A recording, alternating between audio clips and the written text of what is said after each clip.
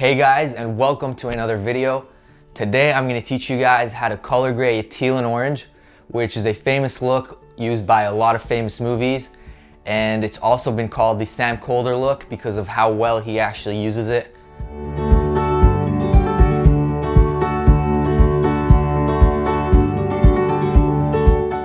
So before we dive in to actually color grading, I'm going to tell you guys a little bit about it and why it's been so popular. Now, teal and orange are complementary colors, and that right away makes the image look a lot better, but that's not the main reason why it's so popular. If we look at the color wheel, you'll realize that teal and orange have the highest color contrast between them, and what that does is create depth to your image. Now, another thing that creates depth is the fact that your skin tones lie in the orange spectrum, and by boosting the orange part of the image, you're popping your subject from the background, because usually you have your shadows go more towards the blue and skin tones are in the orange, so that once again creates color contrast and depth and lets your subject stand out from your image. Now, I can add an article in the link down below if you want to read more about this, but that's just the basics of it, so I'm going to leave it there and we're going to get straight to editing. We're here in Premiere, and what I'm going to do first is I'm going to teach you guys how to color grade with LUTs. That's the easier, quicker method. And after that, I'm going to move on how to color grade it manually, step by step. That way you can create your own custom look and you can modify it to your desire. So let's dive in. Now, I've selected this clip and I've used this clip in the cinematic video tutorial. And the reason why I picked it here again is I want to show you guys a good example of how you can achieve that teal and orange look right away when you're shooting. Select the right time to shoot, select the right angle. As you can see here, there's teals on this side and there's orange on this side, so that instantly gives us that teal and orange look right out the camera. I have not touched this, so you can already see how good this looks without any color grading, and that's simply by just selecting the right time of day and the right angle to shoot in. Now we can go in and add a LUT. That's the easier way to do it. So I'm going to go ahead and create an adjustment layer. I'm going to drag it on top, and the reason why we add it to an adjustment layer is so that we adjust the intensity of it later on. So we're going to click on the adjustment layer and import our LUT. So I have 3 teal and orange LUTs, and I can leave a link to it in the description down below. We're going to look at each one of them separately. So I'm going to add the first one, and we can see instantly how it intensifies those teals and those oranges. Now, what you can do is you can further modify it by adjusting some parameters in Lumetri Color, or another thing you could do is lower the opacity of the LUT so it's less intense. So if you put it here at about, let's say 50%, around 50%, that looks a lot better. So we can see with and without. That's how it looks, so it makes a difference. It's a subtle difference, but it's still noticeable. Now we can go ahead and modify it further just by maybe adding a little bit of contrast, shifting the temperature a little more orange because there's a lot of teal in this. So that instantly looks better just by applying a simple LUT. That's with the LUT and without. So it's a nice cinematic look. So let's go ahead and try our next LUT. Look at it at 100%, and we can see that's way too much.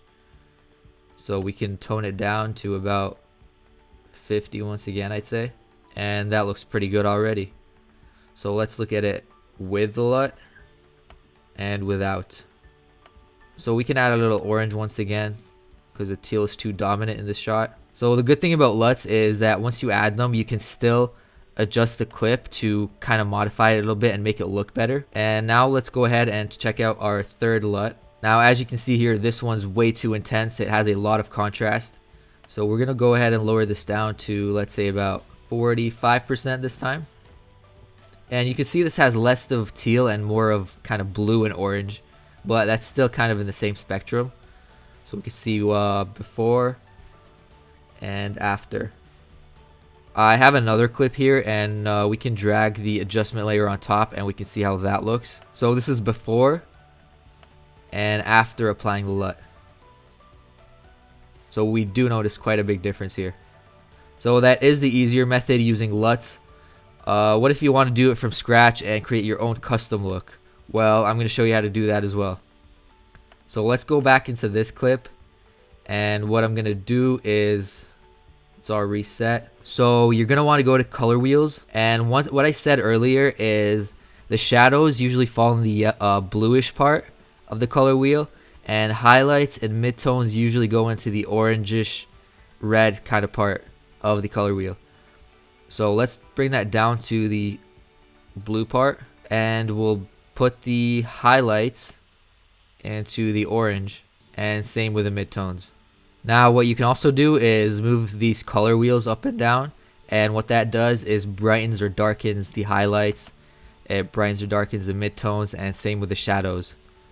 So as you can see here, shadows usually go in the teal part, midtones and highlights go up into the orange, and that's how you create that teal and orange look. This is the basic way.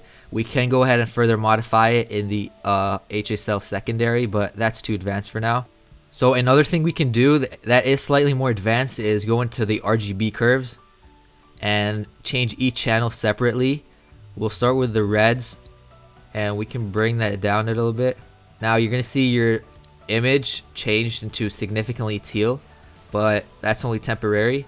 So we're going to go into the green and also bring that down, and that kind of neutralizes the image. And once again, we go to blue and also bring that down.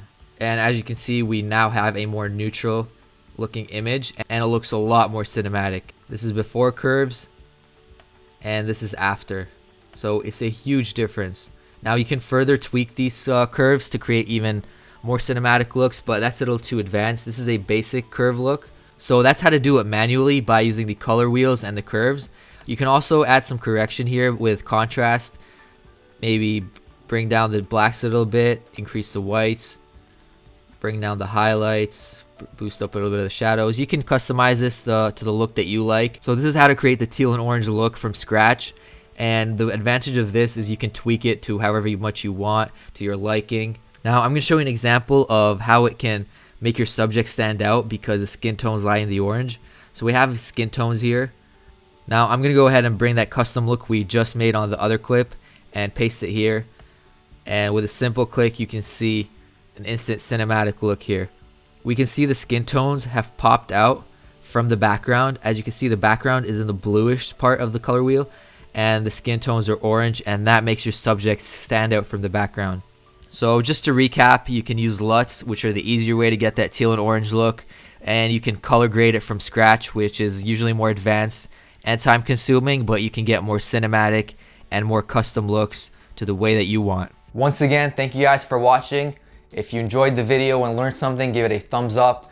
If you want to catch future videos and tutorials, don't forget to subscribe.